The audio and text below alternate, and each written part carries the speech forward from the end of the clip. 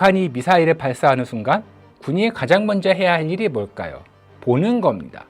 어디서 쐈는지, 뭘 쐈는지, 어디로 향하는지 이것을 가장 먼저 그리고 가장 정확하게 파악하는 것. 이것이 바로 감시정찰입니다. 한국 공군이 이 임무를 위해 운영하는 핵심 자산이 두 가지 있습니다. E737 공중조기경보 통제기, 피스아이라고 하죠. 그리고 더 높은 하늘에서 더 깊숙이 북한 내륙 지역을 들여다보는 글로벌워크 고고도 무인 정찰기. 그런데 이 두 자산에서 결함이 잇따라 발생하고 있다는 사실이 드러났습니다.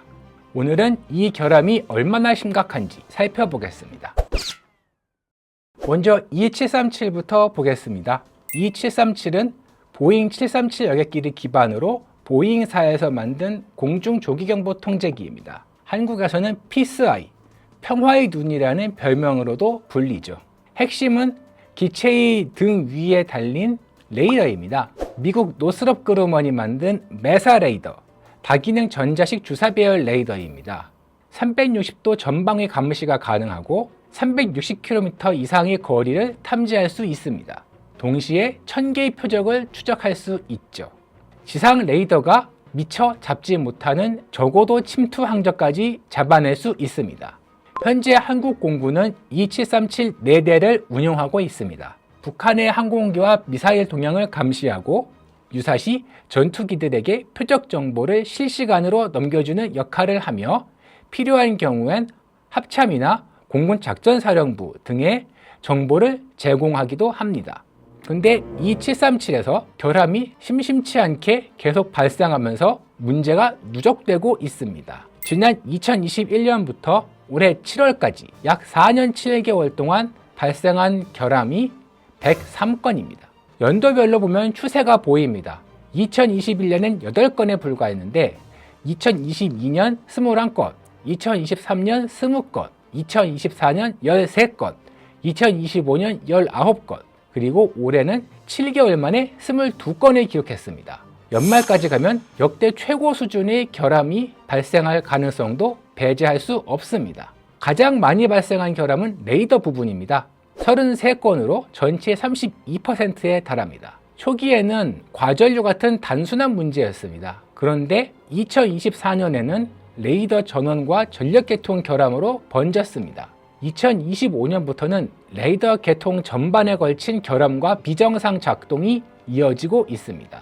예전에는 부품 하나의 문제였다면 이제는 계통 전체로 문제가 퍼지는 패턴을 보이고 있습니다. 전기 계통 결함도 같은 기간 20건이 발생했고 올해는 통신 쪽 결함이 7건, 냉난방 결함이 4건이 발생했습니다. 냉난방 결함이 발생한 것은 주의 깊게 봐야 될 부분입니다. E737의 레이더와 전자장비는 열에 매우 민감합니다. 레이더, 전기, 통신, 냉난방에 이르기까지 E737을 구성하는 체계 전반에서 결함이 계속 발생하고 있습니다. 두 번째, 글로벌워크입니다. E737이 하늘이 눈이라고 한다면 글로벌워크는 극한 고도의 눈이라고 할 수 있습니다. 미국 노스롭 그루먼이 개발한 고고도 무인 정찰기죠. 한국 공군은 2019년에서 2020년에 4대를 도입한 상태입니다. 스펙만 보면 압도적입니다. 고도 20km 상공에서 비행을 하는데 최대 36시간을 연속으로 날 수가 있습니다. 북한 면적보다 넓은 14만 제곱킬로미터를 한 번에 촬영을 할 수가 있고 지상 30cm 크기의 물체까지 식별을 할 수 있습니다. 30cm가 어느 정도 크기냐면요, 사람의 어깨 너비 정도입니다. 20km 상공에서 사람의 어깨 너비를 구별할 수 있다는 겁니다. 합성기구 레이더와 전자광학, 적외선 센서도 동시에 갖추고 있습니다. 그래서 낮이든 밤이든 구름이 끼든 날씨가 맑든 상관없이 지상을 들여다볼 수 있죠. 전문가들은 글로벌워크로 북한 미사일 발사 차량에 실린 미사일 종류까지 식별이 가능할 것이라고 평가합니다. 운영 방식도 독특합니다. 후방 기지에서 이륙해서 편서풍을 타고 서서히 고도를 높입니다. 그런 다음 임무 고도에 올라서면 휴전선 이남 상공에서 선회 비행을 반복하면서 정찰 활동을 합니다. 군사분계선에서 북한 최북단까지의 거리는 한 400km 정도 됩니다. 20km 고도에서 광각 센서를 사용하면 북한 대부분 지역을 시야에 넣을 수가 있습니다. 그런데 이 글로벌워크에서도 결함이 늘어나고 있습니다. 2021년부터 2025년까지 글로벌워크에서 발생한 결함은 46건입니다. 숫자만 보면 2737보다는 적어 보이죠? 근데 문제는 숫자가 아니라 시간에 있습니다. 2024년은 8건이 발생했는데 2025년은 16건으로 급증을 한 거예요. 결함 유형을 보면 비행장치 결함이 14건, 전기계통 결함이 12건, 통신 결함이 9건입니다. 각각의 결함 사례를 보면 심각성이 여지없이 드러납니다. 2022년 1월 통신계통 결함이 발생했는데 시스템을 재부팅하고 조정하는데 27시간이 걸렸습니다. 그러니까 하루가 넘어간 거예요. 재부팅하고 조정하는 거예요. 2024년 1월에 브레이크 계통에서 경고등이 들어왔습니다. 수리 부속을 교체해서 문제를 해결했는데 324시간, 거의 14일이나 걸렸어요. 그리고 임무장비, 정찰 센서 쪽 결함은 더욱더 심각합니다. 결함 건수는 7건으로 적은 편이지만 한번 터지면 복구하기까지 몇 주가 걸리는 패턴이 드러납니다. 2025년 9월에 임무장비 결함이 발생을 했습니다. 수리하는 데까지 걸린 시간이 670시간이에요. 28일이에요. 한 달 동안 글로벌워크 한 대가 정찰 임무를 수행할 수 없었다는 뜻입니다. 2025년 8월에 임무장비 결함이 발생했는데 이건 263시간. 2023년 5월에 임무장비 결함은 276시간. 왜 이렇게 오래 걸릴까요? 미국에서 만든 무인기인데 수리 부속이나 장비 같은 것도 다 미국에 있어요.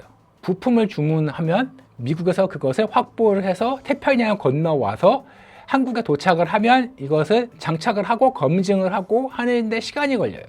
이렇게 태평양을 가로지르는 공급망 구조가 그 수리에 걸리는 시간을 이렇게 늘립니다.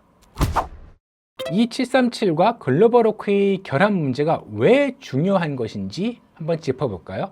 첫 번째로 북한의 위협이 고도화되고 있기 때문입니다. 북한은 지금 단순히 미사일을 쏘기만 하는 단계를 넘어섰습니다. 고체 연료 탄도미사일, 극초음속 미사일, 잠수함 발사 탄도미사일까지 다양한 종류의 미사일을 쏘고 있는데 과거보다 발사 준비에 걸리는 시간이 점점 짧아지고 있고 이에 따라 탐지도 어려워지고 있습니다. 이 같은 상황에서 감시정찰 자산이 제 기능을 못한다면 북한 미사일 대응에 필요한 정보를 제때 확보하지 못하거나 하는 문제가 발생할 수 있습니다. 두 번째, 한국군 전시작전 통제권 전환 문제입니다. 전작권은 전쟁이 나면 한국군을 누가 지휘하느냐의 문제입니다. 지금은 한미연합사령부, 미군 측이 지휘권을 갖고 있습니다. 이걸 한국군으로 가져오기 위해서 현 정부는 전시작전 통제권 전환을 굉장히 강조하고 있죠. 이게 실현이 되려면 다양한 조건들이 있는데 그 중에 하나가 바로 감시정찰입니다. 한국군이 독자적으로 북한을 스스로 감시하고 위협을 판단할 수 있어야 한다는 것입니다. 이 감시정찰 능력의 핵심은 무엇이냐? 2737과 글로벌호크입니다. 그런데 2737과 글로벌호크 모두 결함이 늘고 있습니다. 이것을 방치한다면 전작권 전환의 핵심 요건이 흔들릴 수 있습니다. 하늘이 눈이 없다면 전작권 전환은 어렵겠죠? 물론 공군도 이에 대한 후속 계획을 갖고는 있습니다. 미국 L3 해리스가 만든 새로운 공중조기 경보 통제기 4대를 2032년까지 도입합니다. 근데 2032년은 6년 뒤예요. 그때까지는 지금의 2737 4대로 버텨야 됩니다. 결함이 계속 이대로 이어진다면 신형 조기경보 통제기가 들어올 때까지는 늘 불안한 상태가 지속될 수밖에 없어요. 글로벌워크 같은 경우에는 더 문제가 되는 게 공급망을 미국에 의존하고 있는 부분. 미국의 공급망 상황에 따라 수리기간이 들쑥날쑥해질 수 있어요. 때문에 전문가들은 기체와 시스템 전반에 대한 재점검이 필요하다고 지적을 합니다. 2737과 글로벌호크 모두 공통된 문제가 있어요. 각각 4대씩 운용을 하고 있는데 그중 한두 대의 결함이 생기면 나머지로 기존의 임무를 감당을 해야 됩니다.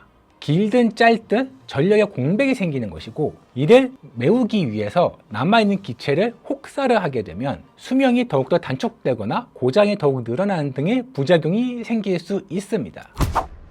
2737 공중조기 경보 통제기 결함 103건, 글로벌호크 고고도 무인정찰기 결함 46건, 둘 다 결함이 줄지를 않고 오히려 늘고 있습니다.